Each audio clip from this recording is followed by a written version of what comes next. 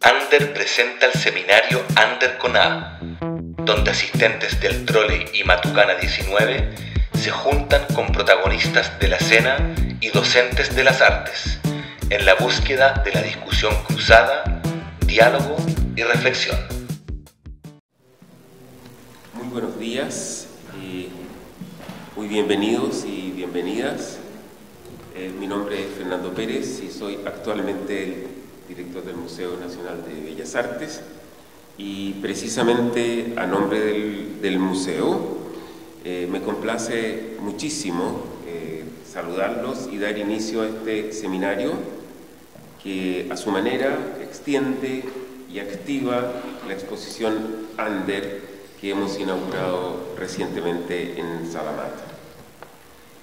Pocas veces se insiste en que la investigación, la reflexión y en definitiva una cierta expansión del conocimiento forman parte de la misión y de los objetivos más íntimos del museo. Y por ello celebramos especialmente las ocasiones como esta en que una actividad expositiva como la que hoy se da en la Salamata es capaz de generar estas otras instancias que reflexionan sobre ella. Creo que Ander es una exposición que de manera muy evidente surge de la investigación y de una reconstrucción crítica acerca de un momento particularmente difícil y particularmente significativo de nuestra historia reciente, sin comprender el cual mucha de la actividad artística actual no se entendería por completo. Es por ello que resulta tan apropiado y tan provechoso, en este caso, dedicarle, como se ha hecho, un seminario que será capaz de dar una dimensión discursiva a ese esfuerzo expositivo. Esa doble condición de muestra y discurso me parece a mí un círculo muy virtuoso. Pienso que el conjunto de memorias, reflexiones o visiones críticas, como también la reunión de estudios y protagonistas de ese momento, constituirán un aporte muy contundente a la exposición y también a las actividades del museo, que, como en ese mítico precedente alejandrino, quiere ser un lugar abierto que reúna y que convoque. Queremos agradecer muy especialmente a todos quienes idearon e impulsaron este seminario desde dentro y desde fuera del museo.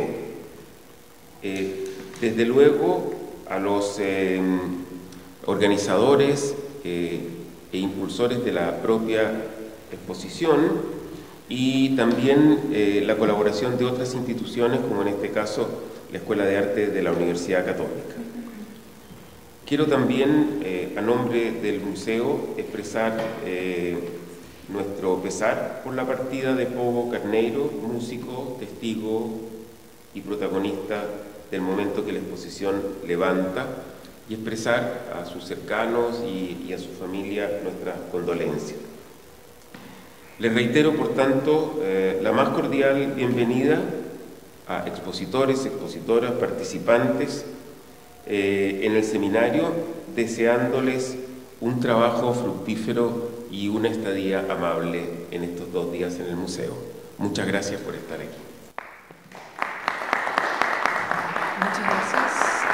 Bueno, contarles que hoy día, durante el seminario, en la jornada de hoy, vamos a contar con 4 mesas. Comenzaremos con la mesa La Retroexcavadora y luego tendremos una pausa de café para tener la mesa Historia de un galpón abandonado. Dejamos ahora al curador de la muestra, a Juan José Santos, y luego comenzaremos con nuestra primera mesa. Buenos días a todas y a todos. Muchísimas gracias por estar aquí. Comienza el seminario sobre la exposición Ander, Resistencia Cultural en el Trole y Matucana 19. Queremos agradecer especialmente al Museo Nacional de Bellas Artes y a la Facultad de Artes de la Universidad Católica, que colabora en la gestión y en la coordinación de este seminario. Por supuesto, a todos los participantes de las mesas y a todas vosotras y vosotros. Decir que hay información que contextualiza esta exposición, tenéis unos códigos QR en la sala, va a haber un librillo también en descarga de QR y un fanzine que hemos diseñado siguiendo un poco la estética y la lógica de los fanzines y revistas de la época.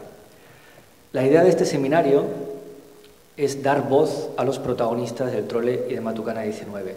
Creo que es muy importante escucharles para que nos cuenten qué es lo que hicieron, porque en ese periodo entre el 83 y el 90, en el que en Chile había una dictadura militar, en esos espacios hubo rebeldía, hubo valentía, hubo riesgo, hubo fiesta y hubo una energía que resistió desde la creación, desde la creatividad, a una dictadura.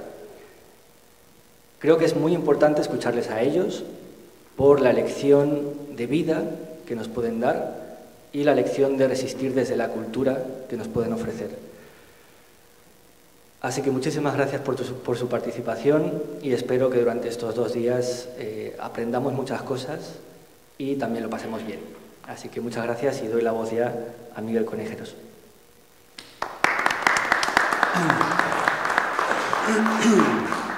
Gracias, Juanjo.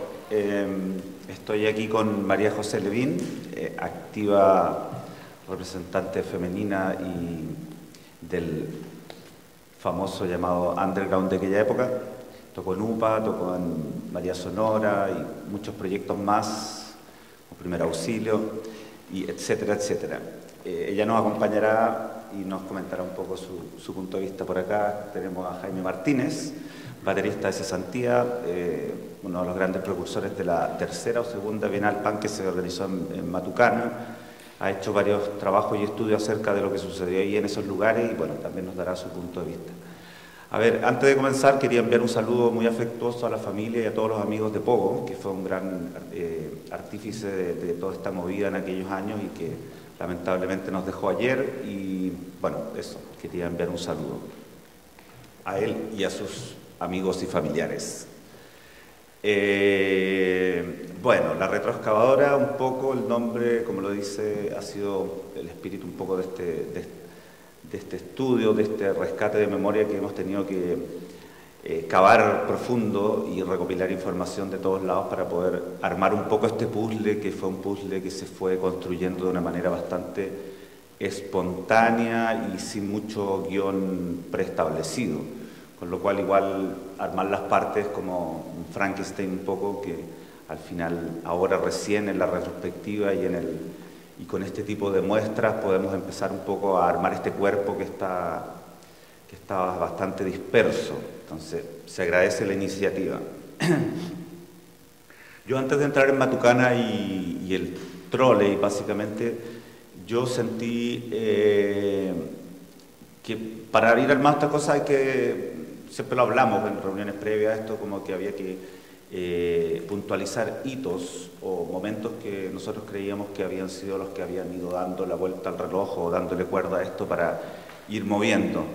Y yo me pareció interesante como visibilizar un poco lo que sucedió, el gran cambio de paradigma desde el punto de vista musical, obviamente, que esto es lo que estoy hablando acá, ese cambio de paradigma que veníamos de tener referentes súper que no nos representaban, que no tenían nada que ver con nosotros. Entonces hubo todo un cambio no solo a nivel de la estética musical, sino que también a la estética que rodea la música, al arte de las performances, de las presentaciones en vivo, de la ropa. Entonces este vínculo entre la música y otras artes que se generó espontáneamente me parece muy interesante. Y bajo ese punto de vista me pareció que hay un concierto que fue en el Teatro Cariola, que fue exactamente en el lanzamiento del cassette La Voz de los 80, Los Prisioneros. Ese concierto fue el 16 de noviembre de 1984. ¿Y qué pasó ahí? Lo que pasó fue que, por un lado, estaban Los Prisioneros presentando este cassette, que venía siendo una música súper rupturista para la época porque no tenía nada que ver con lo que estábamos escuchando hasta la época, la música chilena que se hacía y que se escuchaba acá, porque acá o estábamos con tumulto, esa música que es más periférica, más de rock pesado. Por otro lado teníamos todo el mal gusto y la manipulación que había por la televisión con todos sus programas. Luego teníamos los hippies del Café del Cerro y todas esas historias que no eran lo que nosotros ni nos representaban ni queríamos. Nosotros queríamos hablar las cosas de frente, no con tanta metáfora endulcorada. Pero aparte de eso, que musicalmente fue lo que presentaron Los Prisioneros con La Voz de los 80, que fue un disco seminal, también hubo una vocación de puesta en escena, que fue en ese concierto, fue acompañado el concierto, como se puede ver en la imagen abajo, con un mural que pintaron cabezas. Estaba aquí el Pablo Barnechea, la Bernardita Birken, Sergio Guzmán, Carto Romero, Pablo Barnechea. Entonces, esa vocación de traer una nueva estética a la música chilena me parece que marca un hito fundamental. Entonces, porque ya no es solo la música, sino que ya viene acompañado de un grupo de artistas y de un grupo de gente que estaba más o menos pensando en lo mismo, que no teníamos referentes cercanos que nos representaban, entonces teníamos que hacerlo nosotros mismos. Entonces, yo sitúo ese hito del 18 de noviembre del 84 como algo fundacional. De hecho, salió en la tercera, una cosa rara para la época. Esto estamos hablando antes de que salga el disco en sí, o sea, este fue el cassette el producido por Fusión, todavía no estaba firmado con sello ni nada de Los Prisioneros. Y otro hito que fue importante, que tampoco estamos dentro de Matucana, y me parece que fue el primer festival punk que se hizo en Irlanda con el Aguilucho, en el cual aquí María José participó y lo organizó, me acuerdo, el TAN, logramos conseguir un viejo galpón de taxistas, creo que era un sindicato de taxistas, donde se organizó una tocata. ¿Por qué también lo cito como un hito? Porque me parece que hasta antes de eso no existía mucho, o no se había hecho mucho, o yo no conozco mucho de que se haya empezado a funcionar con una autogestión para hacerlo todo. Como que no había que ni esperar el productor, ni una producción gigantesca, sino que entre nosotros mismos lo hicimos. O sea, el do-it-yourself chileno yo creo que se manifiesta en plena voluntad y efervescencia en ese momento. Entonces, claro, es un festival hecho a pulso, por nosotros mismos. Entonces, a mí me parece que ese festival, que tocaron los Dada, los Pinochet Boys, estuvieron ahí también Índice de Desempleo, La Zapatilla Rota, Picunche, sí. Y también en ese concierto la escenografía, no se alcanza a ver mucho en la imagen que está ahí, la hizo un grupo de artistas que fueron la Contingencia Psicodélica, que también está presente en esta exposición. Entonces, esos dos hitos para mí, antes de llegar a Matucana, fueron como que fueron ya marcando otra línea de lo que musicalmente se trataba. Por un lado, la vocación estética de generar algo con una nueva estética, mucho más colorida, más con referentes de todos lados, también con una gran dosis de humor y de ironía también, no alejándose de la movida, o sea, alejándose totalmente de la movida tan grave y tan lloriqueada y todo, que nos acompañaba con el canto nuevo. Porque claro, evidentemente la situación no era para andar todo el día de fiesta, pero nosotros lo tomábamos con una sabiduría distinta.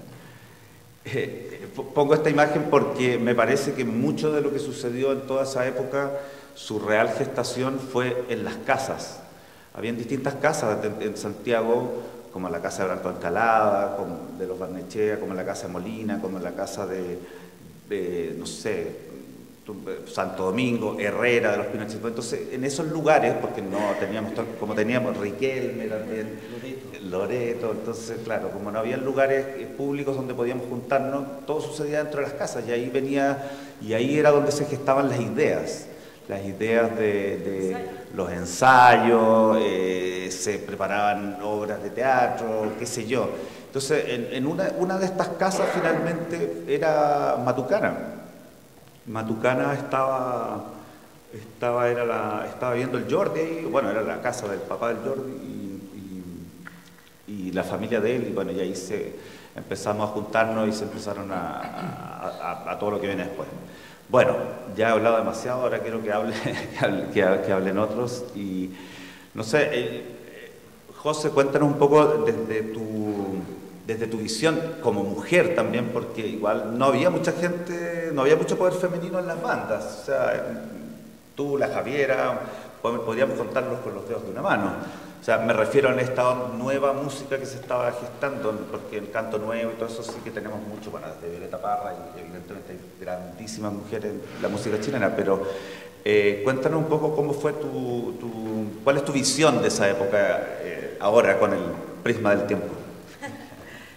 Bueno, saludarles a todos. Bueno, yo creo que Miguel hizo una introducción súper buena. Hay cosas que yo no tenía idea. Yo creo que eso es muy interesante la época. Cada persona llegó como de distintos lugares, ¿no? Con una historia ya. Éramos súper chicos, teníamos 19, 20 años, pero ya teníamos quizás un camino, ¿no? Incluso artístico un poco. Yo de muy chica me relacioné a la música, fui parte del canto nuevo también, o sea, yo toqué en el Café del Cerro con Eduardo Peralta, me acuerdo, era muy chica, de haber tenido unos 14 años, por ahí. Y en un momento, bueno, yo vivía con mi hermano, el Sebastián Levine, que yo creo que es una parte muy importante del desarrollo de todo esto, de la parte musical, ¿no? Porque además él participó en muchas bandas.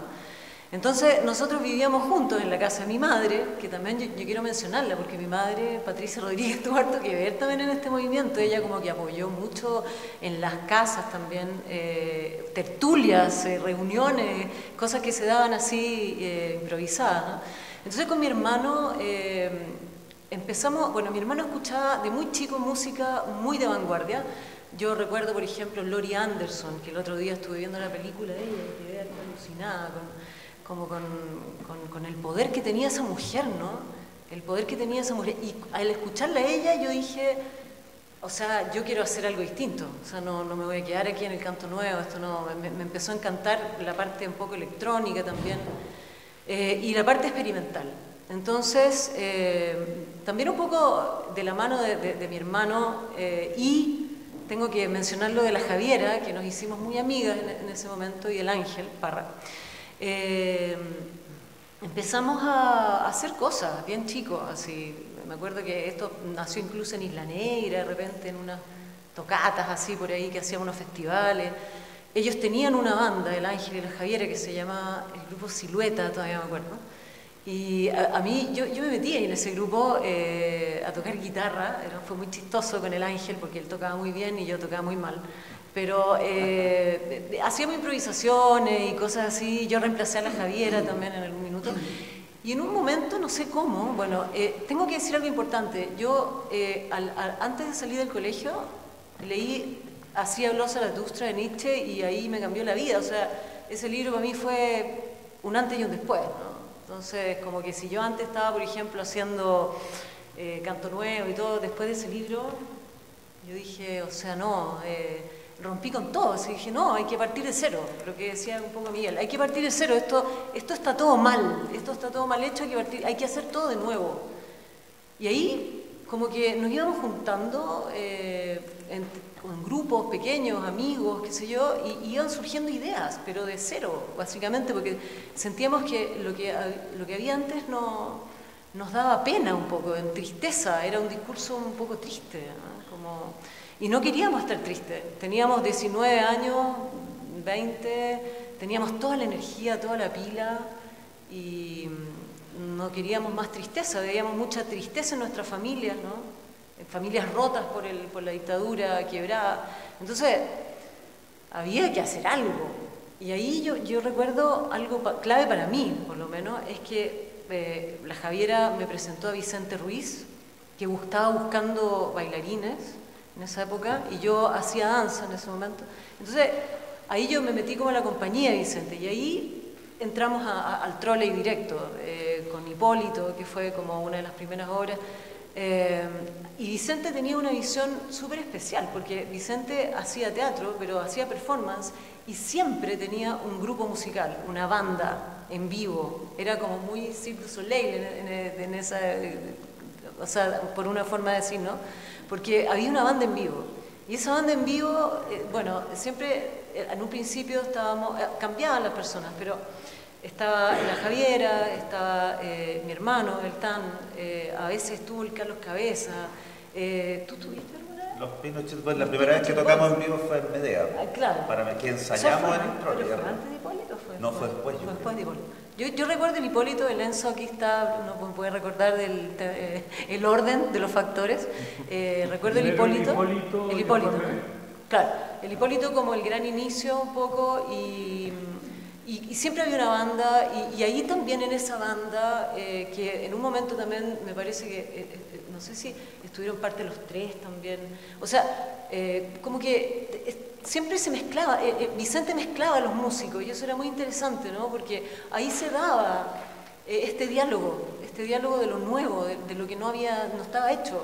Se mezclaban también las tendencias, ¿no? Un poquito lo que hacían los Parra, que era bien folclórico, pero ya con los Pinochet, que era punk, con nosotros, que era un poquito como más new wave, por así decirlo, con el Silvio también, que a veces estaba ahí. Entonces, esto resultó en bandas, por ejemplo, Los Primeros Auxilios, que fue una banda bien inicial, porque también fue de esos primeros años, en donde éramos como 8 personas. Siempre fuimos cambiando también, teníamos una sección de vientos importante, como era una banda muy rara, en verdad, porque tenía a Silvio en el bajo, tenía a mi hermano en batería, que tocaba como jazz también un poco, estaba el Alvarado, que tocaba guitarra también, muy jazz. Entonces, pero no tenía nada que ver como con lo que estaba haciendo el Tan por otro lado, ¿sabes? Que era súper punk. Entonces, eso era interesante, esa mezcla de estilos que funcionaba natural. Además, entre nosotros no había como ningún prejuicio al respecto de eso. O sea, podíamos tocar un día en un grupo que se armaba como Primer Auxilio y al día siguiente estar en esta Bienal Punk, ¿no es cierto? Y yo inventé un grupo que se llamaba Los Picunches Jazz Band, que no me acuerdo ni quién era, no me acuerdo quién era. Da lo mismo. Pero entonces, para cada evento, ¿no? Por ejemplo, Matucana, yo me acuerdo haber también inventado grupos así en el momento. Eso era muy punk también. Eran grupos que duraban un día, 2 días. Me acuerdo haber tocado con chicas así.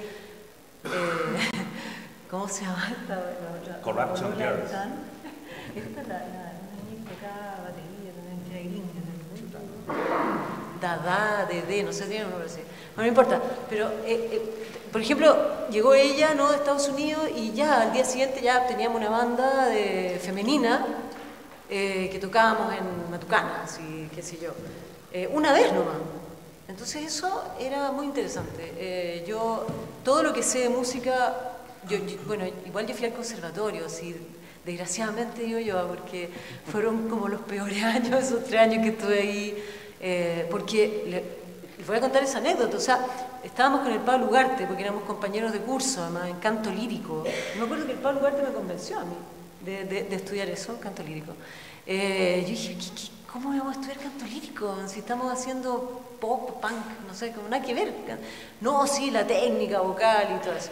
Bueno, entramos ahí y me acuerdo que lo primero que nos dicen es que no podíamos cantar otra cosa que no fuera canto lírico. Y fue como, pero me están hueveando, o sea, ¿cómo vamos a cantar? Y nos prohibían, o sea, nosotros teníamos que hacer todo lo que hacíamos escondidos del conservatorio. Era muy surrealista eso.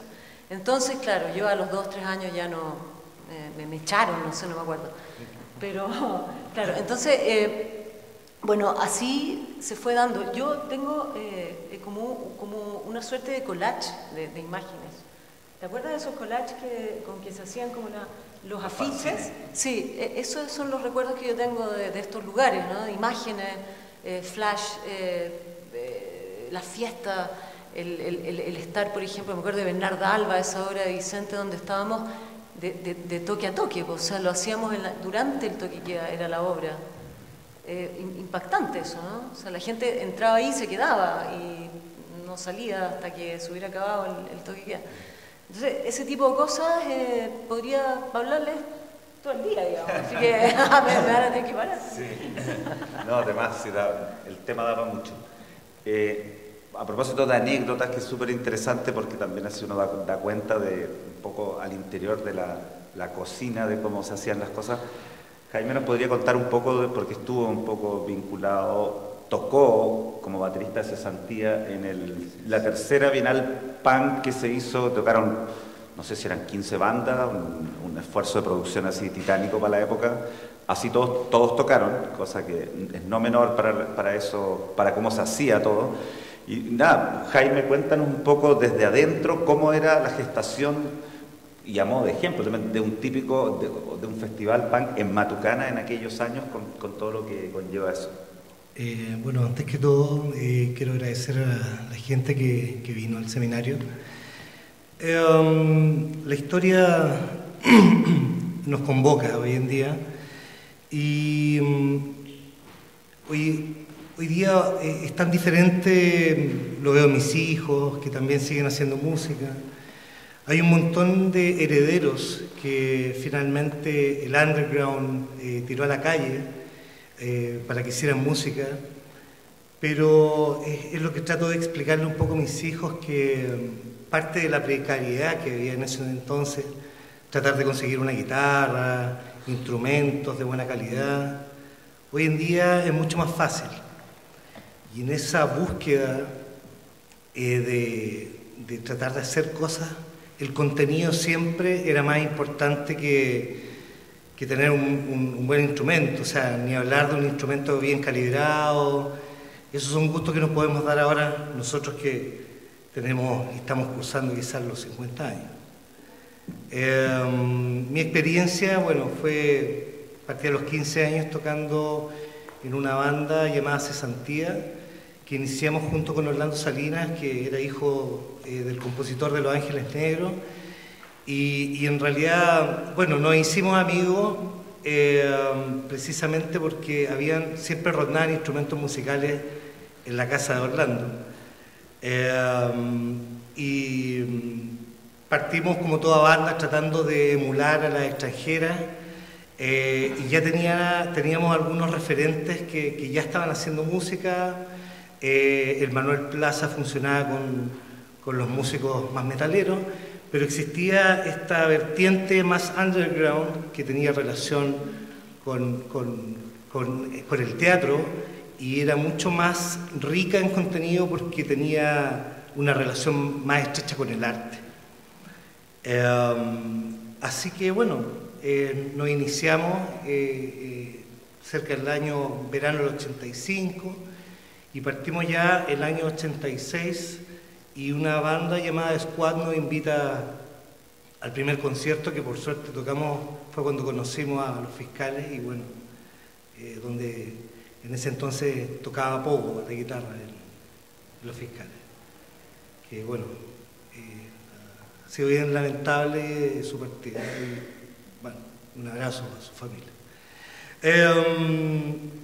Y dentro de este lado más heterogéneo, digo, de las bandas, se diferenciaba claramente lo que hacían las bandas más hardcore con las bandas más underground, que tenían relación con la poesía, había mucho contenido más rico. Empezamos a visitar lugares como el Trolley, que yo no conocía, que ha sido nombrado ahora por Miguel y María José, y nos dimos cuenta que ese era nuestro espacio, que era ahí donde teníamos mejores amigos, teníamos amigos que éramos una suerte de cofradía, que pululábamos por las calles de Santiago, de alguna forma yendo por el lado más salvaje, que era la dictadura de aquellos años. Yo todavía me acuerdo, mi papá siempre me advertía de los peligros que podían haber en ese entonces relacionados y más aún si uno tenía un contenido que iba a estar en la contra, al choque, y que iba a estar derechamente hablando de una dictadura. Y por estas relaciones que fuimos armando junto a Caca, Urbana, a Fiscales Ad Hoc, Vandalic, bandas que nos empezamos a repetir en algunos shows del Teatro Sichel, aparece la oportunidad de tocar en Matucana, y en ese entonces conocí a una chica que se llama Marilis Horta, que fue la organizadora junto a Jordi Lloret para organizar este concierto, que era bastante ambicioso en relación a todas estas tocatas que más bien eran ensayos que hacer un show bien presentado. Ahí en ese entonces me di cuenta que el proyecto era mucho más grande de cómo se podía pensar, y ahí fue donde aparece Pedro Lemebel junto con Francisco Casas, que era la yegua del Apocalipsis, que iban a abrir el show con una performance maravillosa llamada... no me acuerdo, pero está abajo, hay fotos de eso. Sí, Tiananmen. la matanza de Tiananmen, exacto. Y ahí empiezan a aparecer caras nuevas también, como Artecnia. Al final se conformaron, como bien dijo Miguel, cerca de 14, 15 bandas, que también, rescatando un poco lo que dijo María José, estas bandas tan espontáneas que quizás se estaban creando en ese momento, y empezamos a ir a estas reuniones donde nos convocaba, y de alguna forma se fueron afinando los surcos hasta llegar a la noche mágica de lo que iba a ser la tercera Bienal de Matucana, en donde Fiscales Ad Hoc dio un tremendo show. Yo creo que en ese entonces Fiscales se había consagrado quizás como una de las mejores bandas, porque en realidad llevaba mucho más tiempo, tenía mucho más carrete musical que todas las otras bandas que estaban tocando en ese entonces. Si bien habían bandas como Ocho Bolas, que venían de Valparaíso y que tenían mucho más, también tenían su escena en Valparaíso. Y fue un show bastante memorable, pero yo creo que cada uno tiene su propia versión acerca de ese show. O sea, un show que parte a las 4 de la tarde, que tenía performance, tenía muestras de cómics, había trabajos de la revista Matucana, de trabajos de Carto Romero,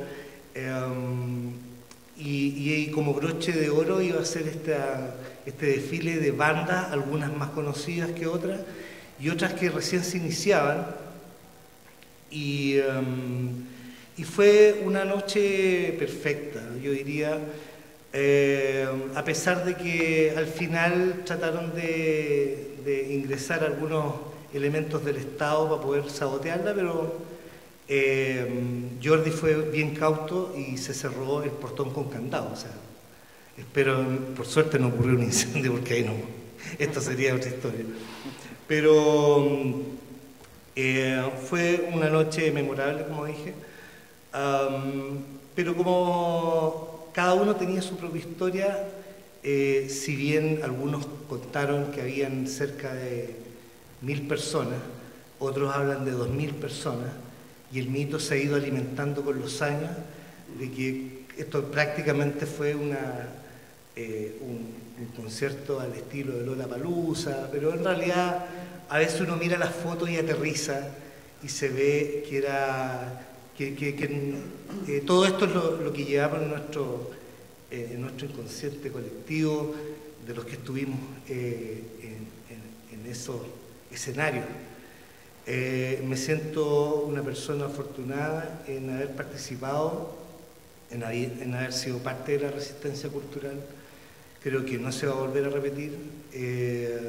Hoy día son otros los intereses, son otros los escenarios, y en ese momento la gente, yo creo que los que participamos ahí, sentimos realmente una suerte de libertad, de expresión artística, de decir las cosas estando con un enemigo al frente, y que era un enemigo común.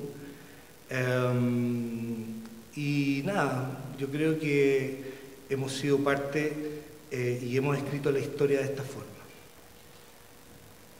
Bueno, hay un botón de muestra. Ahora, yo creo que igual dejar claro que los ser underground y todo eso no era por elección, digamos, era lo que había, digamos. Porque profundamente las bandas y lo que hacíamos artísticamente o queríamos hacer o expresar tenía una profunda vocación pop. De hecho, María José tocaba en UPA, por ejemplo, Viena, que eran grupos mucho más... O sea, no, pero igual tocaron en Matucana. UPA tocó varias veces en Matucana. Yo creo que más, hicieron creo un 18 de septiembre, como 3 días. Pero igual era como lo que había. O sea, lo que tú hablaste era la tercera Bienal. La primera había sido en el Trolley. Luego las otras fueron acá. Y no sé si alguien quiere hacer preguntas aquí a los panelistas. Sería interesante armar un diálogo entre todos, porque a mí por lo menos la memoria me empieza a fallar. Aquí un juego de memoria. Entonces sería bueno que armemos el puzzle entre todos. No sé si hay micrófono para pasarle a la gente que va a hacer la pregunta.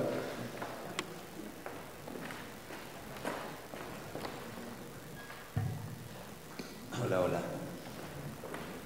¿Aló? Sí. Yo, bueno, alimentando los mitos, quería preguntar algo, a ver si es verdad o no. Había escuchado que, no sé si fue la tercera, pero alguna de las bienales, por lo que entiendo había un bajo, una batería, una guitarra, y todos se turnaban los mismos instrumentos, por lo que entiendo. Y escuché que en una de ellas el bajo le faltaba una cuerda, y que todas las bandas tocaron en toda la bienal solo con 3 cuerdas. ¿Se acuerdan algo de eso? ¿Y qué tal la precariedad de los instrumentos y el sonido en estos encuentros? En el caso de la tercera bienal no fue así. Amarilis Horta fue bastante aguda en conseguir una mesa de amplificación. Había sí una batería que todos tocaban, que era una batería en común para no desarmarla. Yo creo por un tema de tiempo eran casi 30 o 40 minutos por banda, y Fiscales tocó un poquitito menos de 1 hora porque, bueno, tenían un set list más acabado, más ensayado. Y cada uno tenía su instrumento, algunos más precarios que otros, y el que no tenía, en realidad, había alguien que lo podía facilitar. Yo creo que lo que hablas tú me parece que es la primera o la segunda bienal, puede ser. Pero sí recuerdo perfectamente el Teatro Sichel, que era un teatro que queda cerca de San Pablo, por ahí, en donde ahí sí que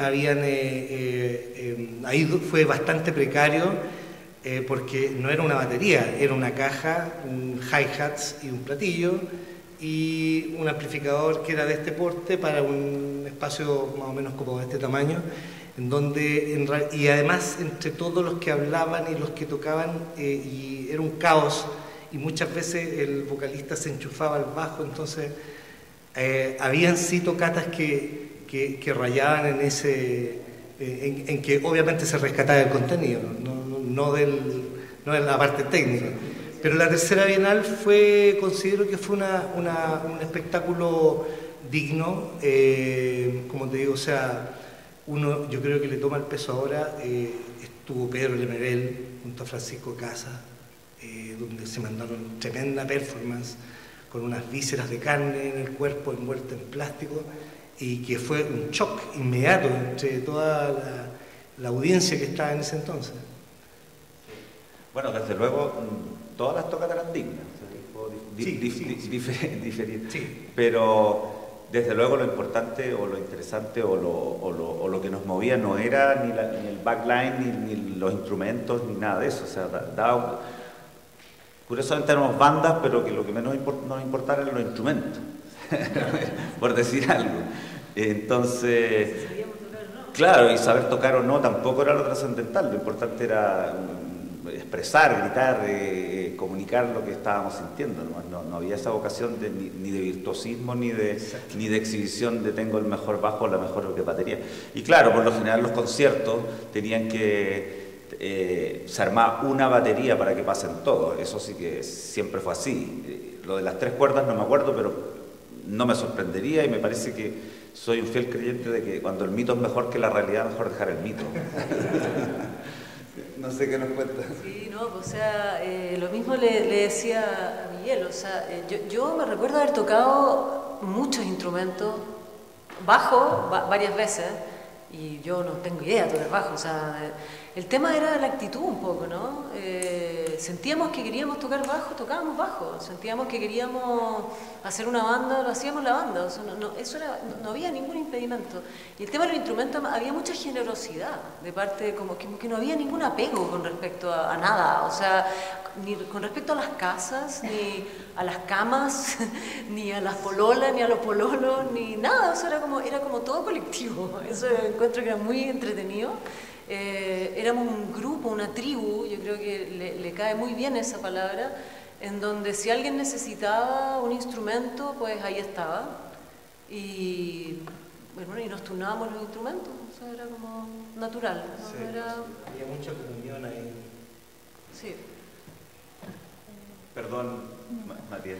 Miguel, les quiero hacer una pregunta respecto justo a cómo se producía la comunicación. Yo sé que había un boca a boca, pero cuando esto se expande un poco más de las casas, las comunidades, de los grupos, pensando, no sé, cualquiera de ustedes tres puede contestar la pregunta, ¿qué tipo de red, network, por decirlo de alguna manera, se hizo en esa época? ¿Qué tipo de corriente subterránea corría por ahí? ¿Cómo se corrían las voces? ¿Cómo pasaba esto de lo que ustedes recuerdan? Bueno, fíjate que ayer o anteayer, después de la inauguración, me hice la misma pregunta. Dije, bueno, yo porque en mi casa yo no tenía teléfono, de esos teléfonos así, aló, no. O sea, no había celular. Y empecé a pensar, bueno, ¿y cómo yo me enteraba? Y ¿sabes qué? Aquí le debemos todo a los gráficos, a los artistas gráficos. Todo esto funcionaba por afiches y funcionaba súper bien. O sea, esto de la pegatina de afiches, de pegar afiches... Salir a pegar afiches. O sea, tocar partía por hacer el afiche, diseñar el afiche, salir a pegar el afiche, hacer la cola fría, ¿no? Y bueno, y arriesgarse a que te pillaran, ¿cachai? O sea, porque era totalmente ilegal. Y pegarlo a todo un arte, claro, y también. Por eso es mi pregunta. ¿Sí? No, porque todo esto se sacaba, se borraba, igual, ¿no? Los afiches que se pegaban ilegalmente, ¿no? Claro, ¿te acuerdas lo que sucedió ahí en ese restaurante? Sí, claro, bueno, en el Galindo, claro. Nos corrieron balas alguna vez, claro, nos balearon. Claro. Y también lo otro que eran los afiches pegados cuando ibas a un restaurante, le decía a la señora, oye, podemos pegar este afiche porque vamos a tocar, ¿verdad? A veces te decían que sí, a veces que no, pero también existían los flyers que eran como panfletos, y los panfletos eran un símbolo de la propaganda política, entonces también era súper peligroso andar repartiendo papelitos, porque podía ser interpretado de cualquier manera. Entonces, pero también habían lugares como por ejemplo la Casa Constitución, en la Plaza Constitución también eran lugares donde la gente, o sea, eran espacios donde se pegaban afiches y uno iba a ver ahí qué es lo que estaba pasando. Plaza Italia. O te juntabas en el Plaza Italia, en el Tucán de Plaza Italia también. Eran como la esquina. O Plaza Dignidad, perdón. pero era básicamente bien de boca en boca, y los afiches. ¿Y las universidades tenían algún tipo? Sí, sí, la UTEM, me acuerdo de la Escuela de Diseño, también tenía espacios donde se generaban... Sobre todo en la Chile, en la Católica. Sí, sí. Institutos, me acuerdo del Arcos, todos esos institutos como de, no sé, ¿cómo se llama? Estudios gráficos. Una pregunta a María José. ¿Cómo era el proceso de composición de María Sonora, por ejemplo? ¿Cómo hacía las letras? ¿Cómo hacen esto de mezclar música caribeña con electrónica? ¿Y qué pasa con María Sonora? Porque hay muchos fans que les encantaría saber. Gracias por tu pregunta. Matías, yo creo que tú eres el presidente del fan club de María Sonora. Tengo recién digitalizado unos cassettes. Acá hay dos. Bueno, esto es un proyecto que existe. Yo creo que ahí después vamos a conversar de hacer algo, ¿no? Con todo ese material que fue como parte de un mito también. Porque este primer disco, María Sonora, se graba en Japón. O sea, se graba en Tokio. Fuimos a Tokio a grabar, ¿no? Con mi hermano y con Carlos Cabeza, que produjo el disco. O sea, lo grabamos acá en el estudio, Carlos Cabeza. Compusimos algunas de las cosas ahí mismo, pero ya con mi hermano veníamos trabajando en eso.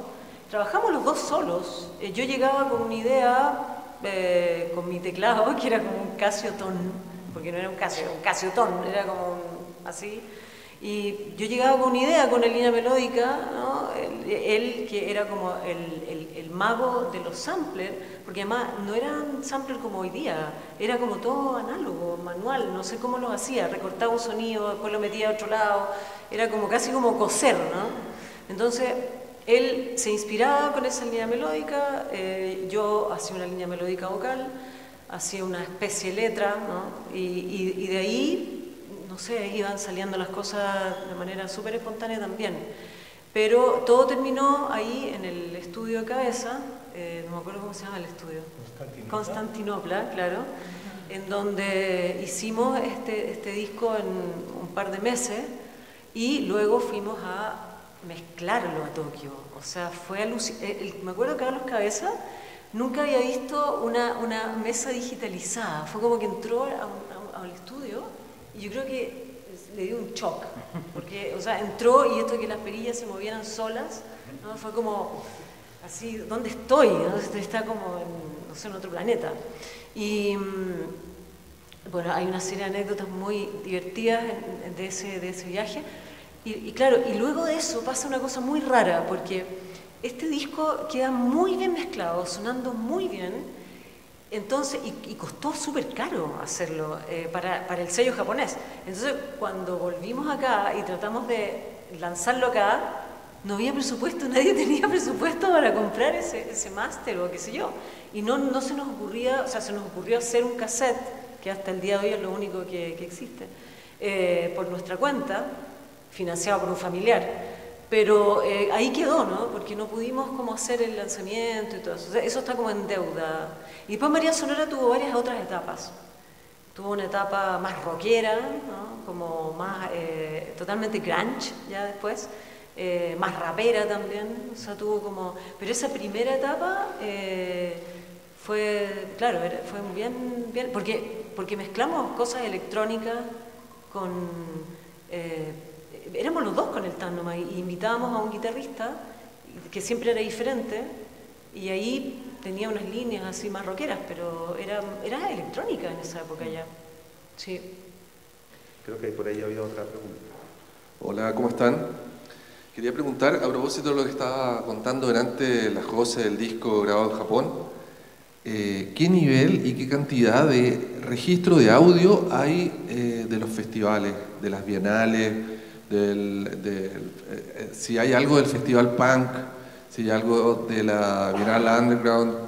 Y aprovecho de preguntarle a Enzo también, ¿cómo es la calidad del audio de los registros audiovisuales? Porque si no hubiera registros de audio propiamente tal en buena calidad, a partir de registros audiovisuales a lo mejor podría hacerse alguna edición. ¿Alguien sabe? Sí, ¿Alguien sabe? Bueno, con respecto a la primera parte de tu pregunta, ¿podría comentar algo, sí, Jaime? La segunda fue Enzo. Sí, dentro de los registros audiovisuales, en su gran mayoría fueron realizados por Gorlak, que era un tipo que hasta el día de hoy sigue funcionando como videísta, como realizador audiovisual. Pero lo que existe hoy en día, por ejemplo, en YouTube es de muy mala calidad. Prácticamente es un documento casi como histórico, en que tiene muy mal sonido. Lamentablemente, yo creo que ahí, bueno, muchos quedaron como, o no tuvieron la visión, o quizás, claro, tecnológicamente. De hecho, cuando se realizaron los ensayos en el garage de Matucana para la tercera Bienal, algunos ensayos se grabaron y recuerdo que nosotros teníamos un deck, teníamos un mezclador, un par de micrófonos, y con eso se registró, por ejemplo, Fiscales ad hoc, Caca Urbana, Cesantía, 4 o 5 bandas que participaron, porque después, claro, nosotros estábamos en ese momento y aprovechamos de grabar a todos, y no todos los días eran ensayaban las 14, 15 bandas, sino que era parcelado. Pero lamentablemente no hay un registro que uno pudiera decir, oye, ¿sabes que este registro lo voy a arreglar, lo voy a reparar, lo voy a mejorar? No, lamentablemente, de hecho, lo que existe hoy en día en video también está muy maltratado. Lamentablemente no quedaron más fotografías que registros audiovisuales y sonoros. Bueno, la segunda parte de la pregunta era para Enzo, que si desde el material audiovisual ¿aló? Se puede rescatar audio. ¿Aló? Sí. ¿Cómo? ¿Aló? A propósito de audio. Sí, eran pésimos, pero me acuerdo de para qué han servido. Por ejemplo, ahora yo terminé una cosa que se está exhibiendo acá, que es un especial sobre electrodomésticos, y que, por ejemplo, para un documental de Sergio, él utilizó prácticamente un tema completo de una cámara video 8 que yo tenía, y yo estaba arriba del escenario. Entonces, tú estabas como al lado, entonces esa sensación no te la da ni una mesa, ni un registro. Además tenía funcionando una Nagra que nunca funcionó, otro estaba filmando en 16 milímetros que nunca corrió la cámara, nunca la supo cargar, en fin, mil accidentes que son propios del oficio. Pero lo que yo puedo rescatar es que para el disco Las Cleopatras yo había grabado en diferentes instancias y yo le pasé los audios a la Cecilia, y de eso Atom, creo, o Hueso Record, ellos pescaron eso y rescataron las bases, o sea, sirvió como una inspiración, digamos. ¿Ya? Digo, ahora, con respecto al otro documental de Sergio, hay muchas partes que están de sonido en Nat Sound, de cámara aficionada, o sea, yo no tenía acceso a tener, excepto contadas excepciones, formatos profesionales que te permitían andar con un sonidista y tener un buen registro. Pero dentro de todo, lo que quedó, quedó, y suena como suena, ¿ya? Y de ahí yo creo que uno puede rescatar cosas que son, esas voces son mucho más interesantes que probablemente si hubiesen sido grabadas de otra forma. Me refiero a la textura. Esta película que de Vicente, que no, debe estar, yo no la he visto, pero debe estar basada absolutamente en tus registros, ¿no? ¿Cuál? La película de Vicente. Bueno, Matías y con Julio trataron de rescatar lo más posible para poder jugar.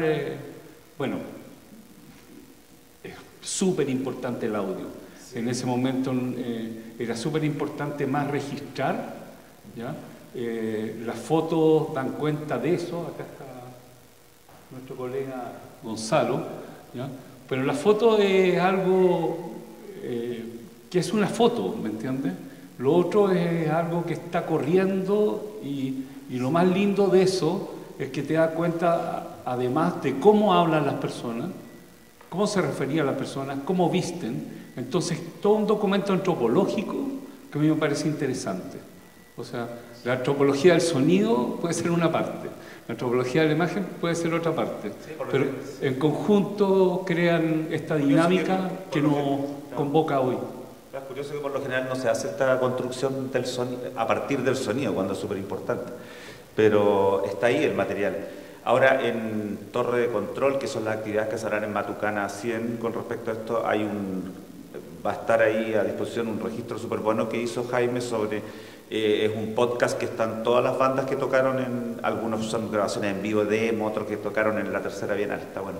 Ahora también yo creo que da cuenta un poco del espíritu de que, por lo menos nosotros no proyectábamos mucho futuro en todo el cuento, o sea, entonces tampoco había como mucha vocación o intención de grabar o de registrar, porque en realidad no nos importaba mucho. Con respecto, y la parte técnica eran cosas que jugaban un poco en contra del Con respecto al documental del Frío Misterio, yo quiero destacar que la parte más interesante para mí, por lo menos en la película de Sergio, es la parte que yo te digo, en que el sonido está al lado del bajo, está al lado de Carlos, está al lado del MED y está arriba del escenario. Sea de buena o mala calidad, ¿me entiendes? Pero se entiende el lenguaje, se entiende la intención y sobre todo se entiende la emoción, ¿ya? Eso es lo que logra a veces el error. Sí, en algún momento hablaron de los papás. Lo que quería preguntar más o menos era quiénes eran los papás de toda esta escena y cuál era como el background cultural que se vivía en las casas. Porque me imagino que existe un contexto, ¿cierto?, que es la dictadura, que gatilla muchas veces un peso cultural de las casas que termina explotando por ciertas situaciones. Entonces me gustaría saber un poco cómo eran las casas de estas personas, las familias.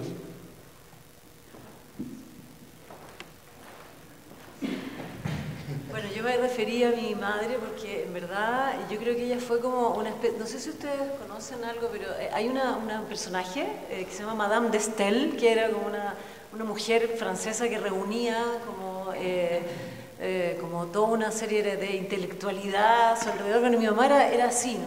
Mi mamá fue súper rupturista siempre, fue muy de izquierda, y siguió, o sea, ella quizás pudiendo habernos sacado el país o qué sé yo, se quedó y dijo, bueno, pues vamos a hacer una resistencia acá, ¿ya? Y la hizo. O sea, mi casa era una especie, primero como de peña folclórica, porque llegaban todos ahí, cantábamos toda la noche. Yo me despertaba en la mañana, tenía idea quién iba a estar durmiendo en el living. Muchas veces me encontraba con personas que no conocía. Y luego, me acuerdo, por lo menos 2 veces, que mi mamá estaba en la balletería, el Trolley, en los conciertos de María Sonora. La poníamos a ella porque era como la única persona en la cual confiábamos. Entonces, claro, y ella veía como volaban las botellas de repente, así. Entonces era muy curioso, ¿no? Un apoyo incondicional y creo además... La contabilidad siempre en orden. ¿Ah? La contabilidad siempre en orden. Aunque lo importante no era ganar plata, porque ganábamos re poca plata igual que en los recitales, pero alcanzamos a pagar el trole, alcanzamos a pagarle a la gente, pero o sea, por lo menos en mi caso fue ella la que generó en nosotros tanto el TAN y a mí como esta chispa, ¿no? De decir, oye, estamos en dictadura, pero eso no significa que estamos muertos, ¿no? O sea, tenemos que hacerle frente a esto de una forma creativa y también energética, ¿no? Como dar una respuesta energética a esto, a esta como, no sé, muerte que había alrededor, ¿no? Así que eso, por mi lado. Sí. Bueno, hacer un catastro de cada casa es, cada uno, no sé, en mi caso, mi familia paterna era súper facho y están... yo hice los Pinochet Boys después, no sé. Pero sí había una suerte de variedad, no sé. Pero igual la juventud tiene cosas en comunes que a veces el background de donde vienen los unen otras cosas y terminamos haciendo el ruido que se hizo. Oye, agradecer la posibilidad de que conversemos y comentemos estas curiosidades de la vida y nada, muchas gracias y gracias a María José, gracias a Jaime, gracias al equipo Ander, que se la han jugado y lo han hecho todo muy bien. Y eso, espero que nos veamos pronto. Gracias. Muchas gracias.